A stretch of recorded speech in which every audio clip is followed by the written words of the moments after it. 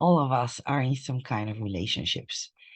Personal, loving, love relationships, parent-child relationships, professional relationships, um, or friendships. We're all connected. Connectionships, and how do we connect to others?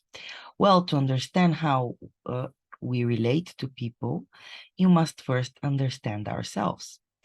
The moment that we are aware of ourselves, we will be much more aware of what is happening in our relationships as well. The generator needs to know themselves to be correct, to get in correct relationships. The projector gets to know their mission via the people they attract and who sees them. Manifestors are here to find out their impact via the people they impact in their life. And reflectors are here to see who initiates them, who sees them, and how they feel in the whole environment around those people. So knowing yourself lets you know how you connect with others as well. Your defined centers, channels, and gates are places that set you apart from everyone else. It's your uniqueness, it's your differentiation when you act as yourself. But those are also the places that limit us in the perspective we have. Because look at it, only one gate has one of six lines. It's defined in one of six lines, six tones, bases, and colors, five bases actually. So all of that will make 1,028 combinations of only one defined gate. So it makes us unique, like no one else.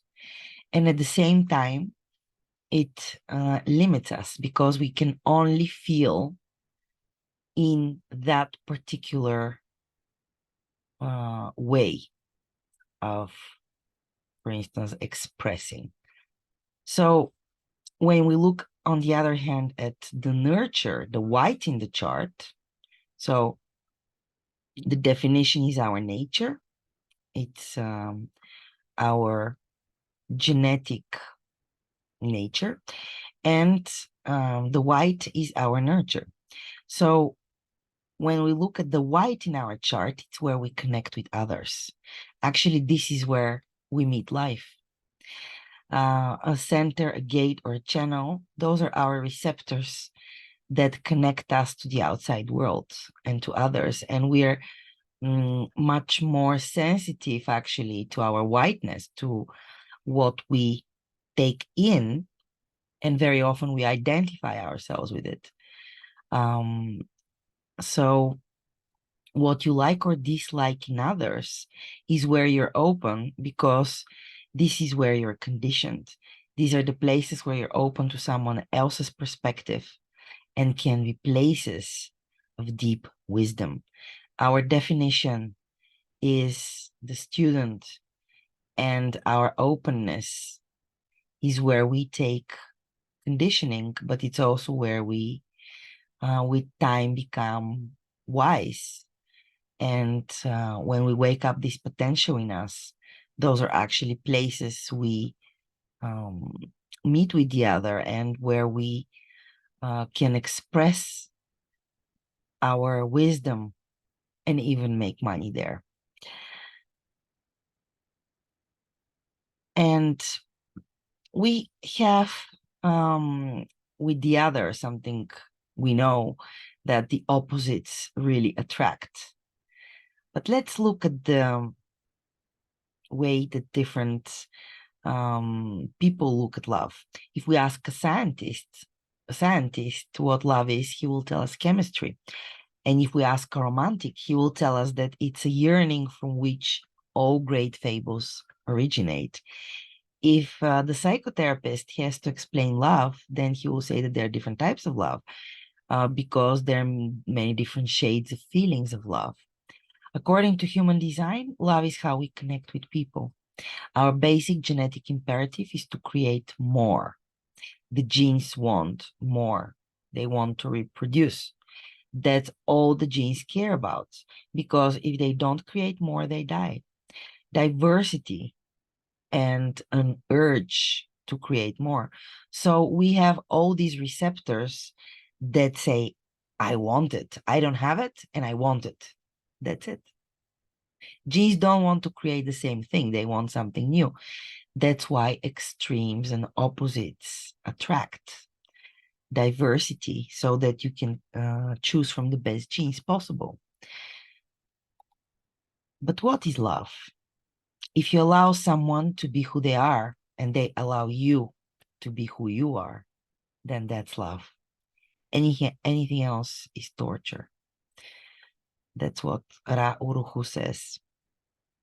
So be yourself, because everyone else is already taken. Here we have the gates of love. If we look in the design, we have the cross of the vessel of love, the racks of the vessel of love. It's those four gates here. We have the universal. Those are the anti-mundane love. The universal love. Here you can even love a flower as equally as you love a person. Love to humanity, love to the body, and love of life. So this is a transcendent, non-personal love. Then we have the mundane love, love of the self, again in the 10th gate, the love of talent, in the spleen, success, the 40th gate, love of work. So you express your love by working for others. Let me make you a sandwich, dear. Would you like a cup of coffee? 58, the love of perfection. Here it is. It's the gate of the love of life. Unlike here, we have the 10th gate, it's love of life, but it's the anti-mundane life. And here, the 58th gate, the love of life, but it's the love of perfection and to make things better, to betterment. It's part of the channel of judgment, to better everything. The 41st gate, the love of dreams, starting of new beginnings, looking for a new feeling. 28th, the love of purpose, the love of life again, and the love of the life, of the purpose of life. And it will be also the fear of death, and that there was no sense in our life. So the love of life, of the purpose of life, love of purpose. And the 55th, the last one, the love of the spirit. So loving the spirit, being, finding the vibe provocation, finding the right spirit or not. We have the sexual streams and gates. So we have the stream of feeling, the Kundalini energy. It is comprised from the channel of recognition, focused energy, the channel of desire, desire for the new feeling, and then the channel of transitoriness, a jack of all trades, the channel of sexual talent, who tried all the different types of, that's the most sexual channel of it all. It's a manifesting channel. So here we have jack of all trades. So we tried all different kinds of loving, sex, and making your desires true. So at the end, you've been there, done that. Then we have the stream of emoting, emotions, with the channel of emoting, moodiness. It's also the channel of stimulation. He loves me not. He loves me not. He loves me. You know, the daisy. Not knowing, flickering here, like moodiness. Now in the high end of the emotional wave, I love you, and now in the low end of the emotional wave, I'm not so sure anymore. It's constantly going side to side to side, moodiness and pulse. Now you have it, now you don't. Then we have the 2212, the channel of openness, a social being, channel of music. When we have this channel activated, actually the whole group is either open or closed to strangers, depending on the mood of the wave. Then we have the stream of sensitivity, the ego, where we have the 1949, the synthesis, being sensitive, the channel of the bride and groom, and 3740, the channel of community apart, looking for a whole, the channel of marriage. So here they get married, and here they live the life of the marriage, of the married couple, which is our very tribal energy, very socialist. You have to throw the trash and wash the dishes, stuff like that. So let's look at what we comprise, so knowing ourselves best so that we know how we relate to others.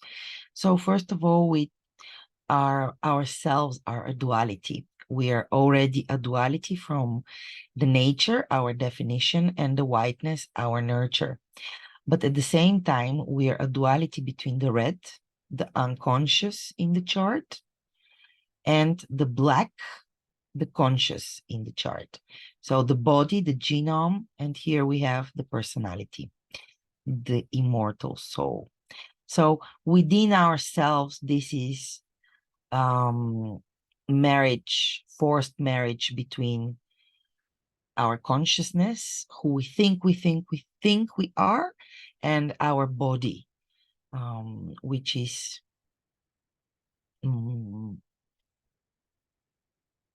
basically given by our parents.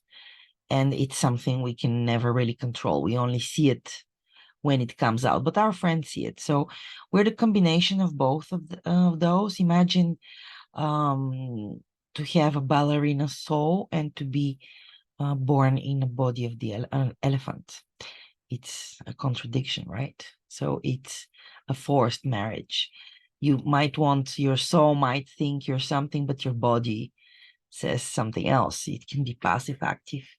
So ultimately, we have this duality inside of us already. So all our life, we're actually looking for something to complete us, for the other half. And honestly, there is no such thing. But this feeling of not wholeness is an urge we're going to have until the day we die, when the magnetic monopole returns to the design crystal, and then that's love, the eternal love. So what happens in relationships? We're already a duality, and then we mix our energies with somebody else, with another binary.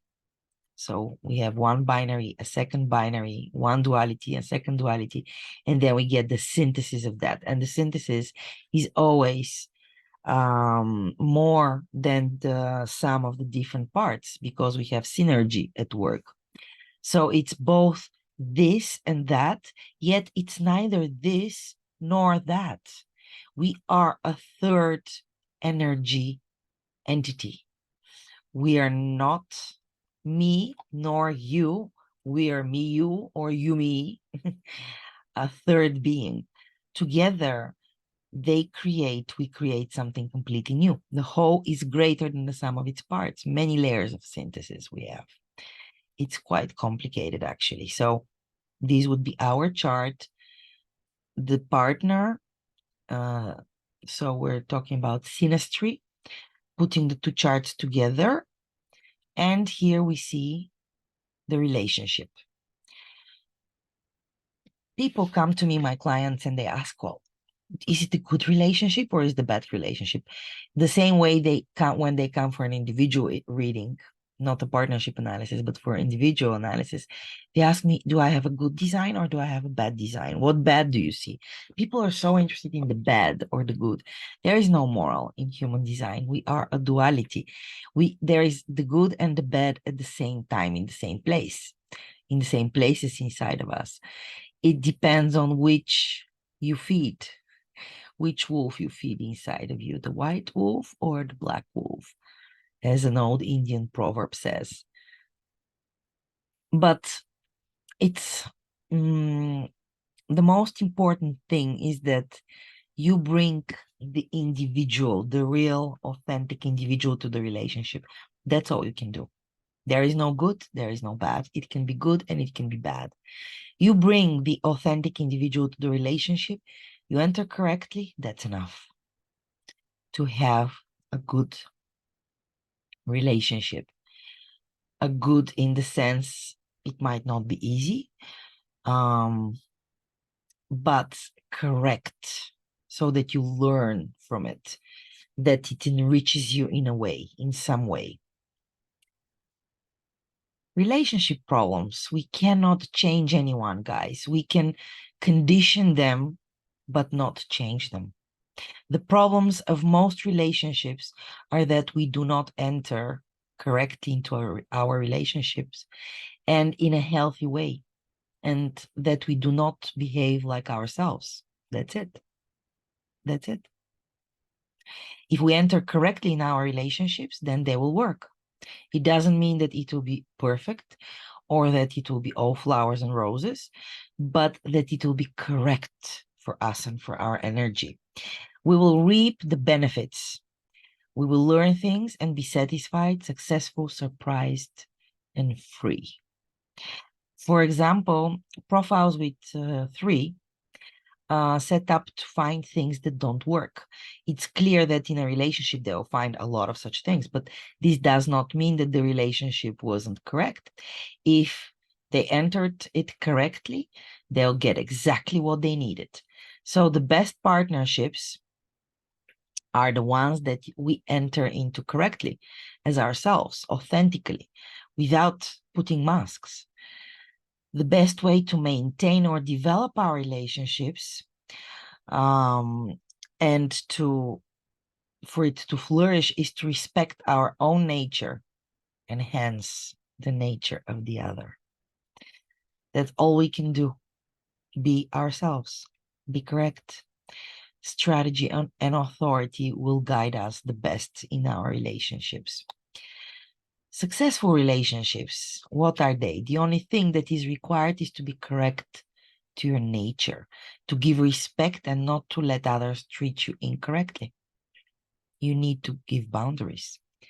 Respect the nature of others. It doesn't matter if others in your life know anything about human design or your type. No need to teach them.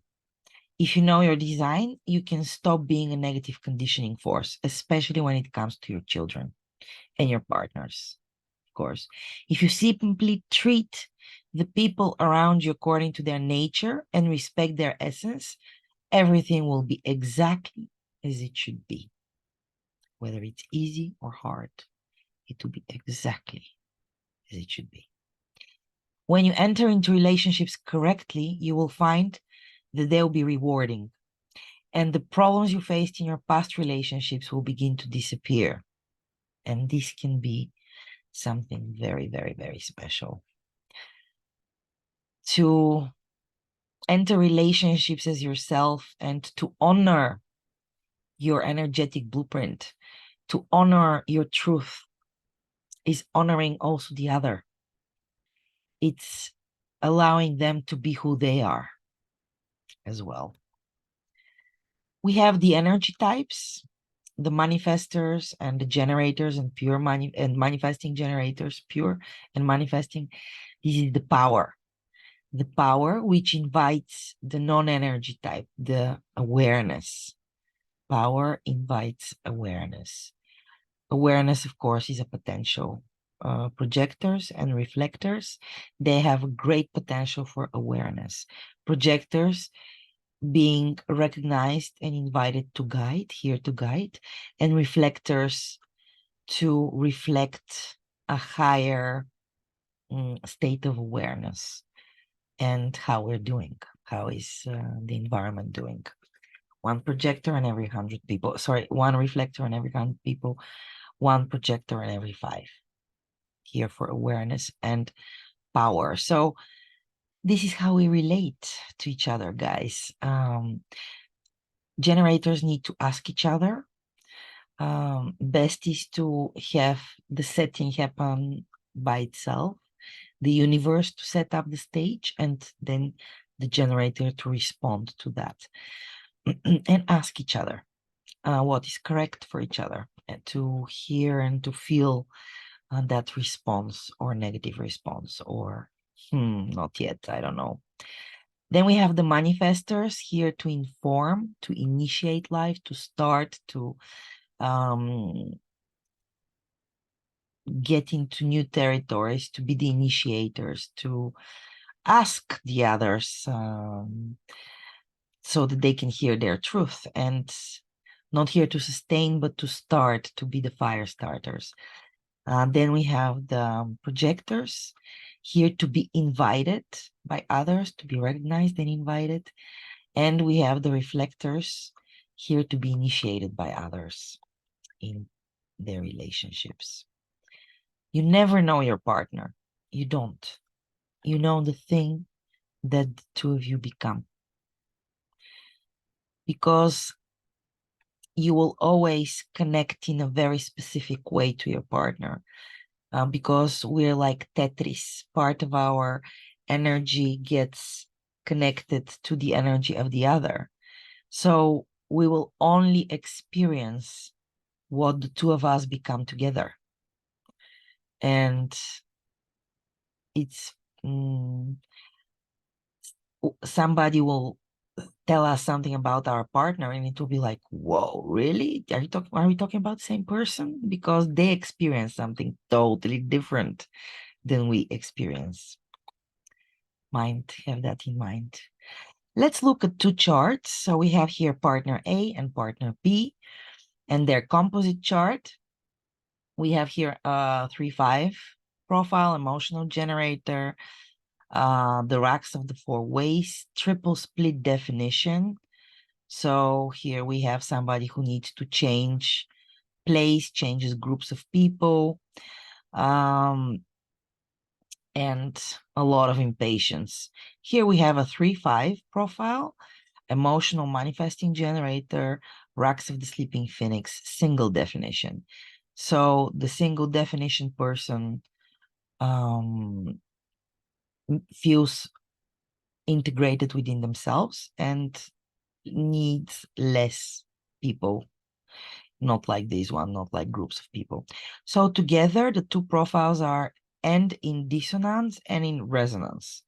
The 3 with the 3 and the 5 with the 5 is in resonance. Here we have the theme of let's have some fun with a split definition. So always the thoughts and trying to be certain will be separate from what we have energy for in this relationship. But here we have one center open. So it's let's have some fun here. Those people can have a lot of fun making together parties, showing off, spending money together, being, treating the ego well. But on the other hand, it's an open center. So this is where they have fun, but this is also where they run. So they don't really value that relationship. They take it for granted.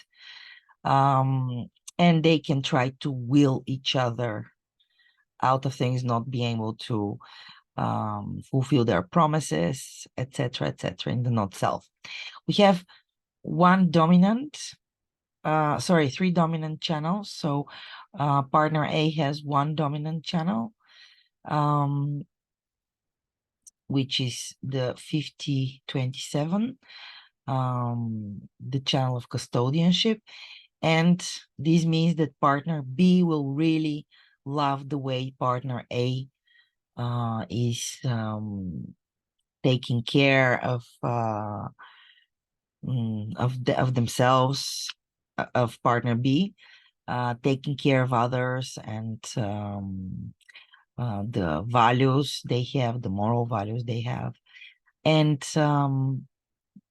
partner B has two dominant channels. So 3420 is one, and the other one is 59.6. So this partner A really values how busy this person is, how much work they can do, how fast they are, how fast they move, and how much work they have done. On the other hand, this is being too busy with themselves, which still it's a strength that it's a dominant, so the other partner sees it as a strength. It's something they admire. And then the channel of mating, which so together these people make the entire um,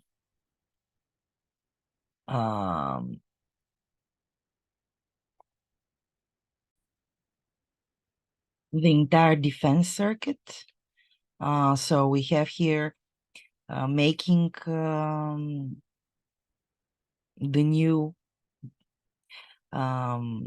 its productivity here, and in the custodianship is to take care of the young. So here we produce them, here we make them. It is making, it's the sexual channel. It's about making more and making sure that we're making that we're dispersing and connecting and making more. And then here we are trying to make it be able to defend itself, to have good education and be able to take care of itself. So those two partners really value that in the other. That's what they see. They have two compromises, which are exactly in the moral values. So that's actually so it's actually what they value in each other. It's partner B sees here the channel of being sensitive and taking care of the so that they have enough, that their fridge is always full, etc., etc. They have two compromise channels, so this is where always the other partner will have a problem, because partner A has two compromises with partner B. One is here in 5027. So the way partner A takes care of things might not be, it always depends on partner A, how they're going to take care of things and how they're going to be defensive against things needed for the survival. Then we have another compromise. Let me see where it is. 1333. So it partner A, I have a good example here. Partner A will always be the one telling the story, and partner B will be the one who knows the secrets, but partner A will always outspeak about stories partner B. He will always take the word when it's about history and about what happened. So partner B will be the one doing more, but partner A will be the one talking more, most probably. So let's look at another configuration. So again, we have the 3-5 manifesting generator, single definition partner A, and partner B, a 6-2 sacral manifesting generator, lux of the endeavor. Again, single definition. So both are quite autonomous. feel good by themselves. Here we have harmonic profiles, and we have two open centers, so work to do. Usually this is work has to be done for the relationship to work, but it can, if the work is done, this can be very valuable relationship. Very often we find karmic relationships to be a 7 to work to do.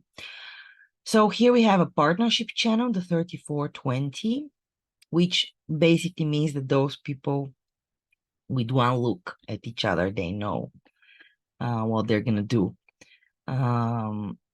Although one is completely unconscious and the other one is completely conscious, still they have partnership here, so they really can communicate beyond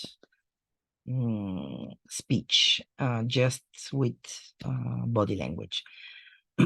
Here we have 4 dominant. So partner A has 1, the 59-6, so how they're intimate, how they bring growth, dispersion to projects, making them better, more fruitful, is something partner B really values and appreciates in partner A. And 3 channels partner B has, which partner A really appreciates: the channel of talent, the channel of the dominion, the king, the queen, and the channel of discovery. So so the way this person is talented, the way they own things and they behave, like they control everything, and also how they are really,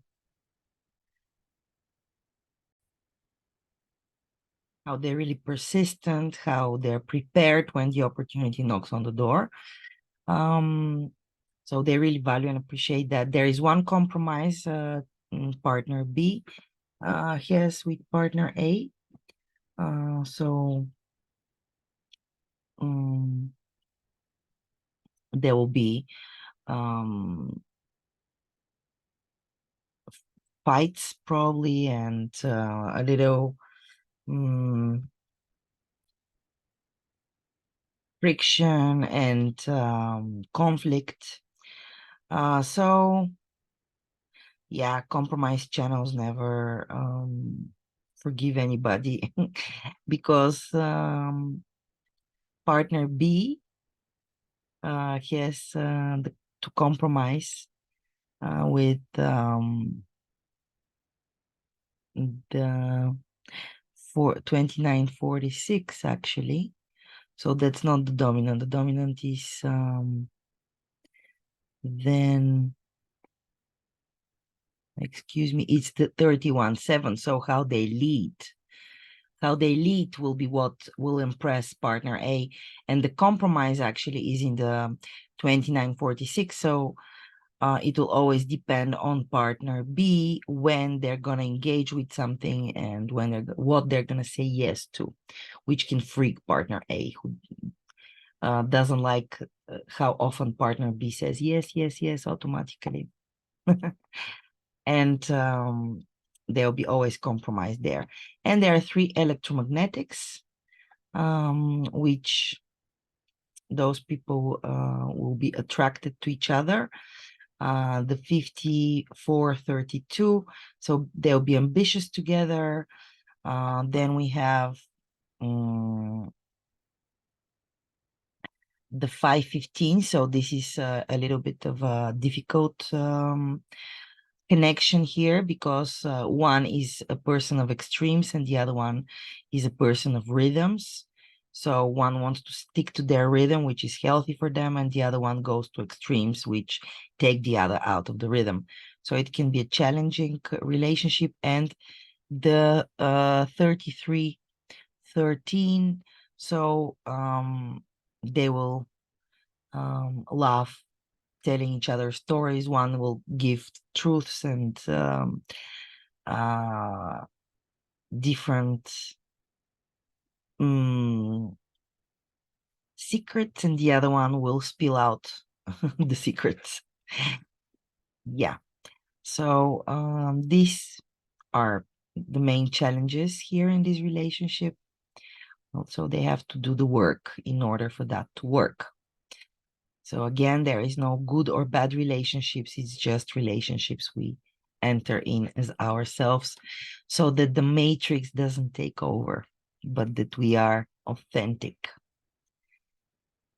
This is Veronica from Human Design Journey, and this video was on relationships. There will be more videos on how we relate type by type. Stay tuned. Write in the comments if you have any questions, or just say hi, and I'll be back with more. Bye for now.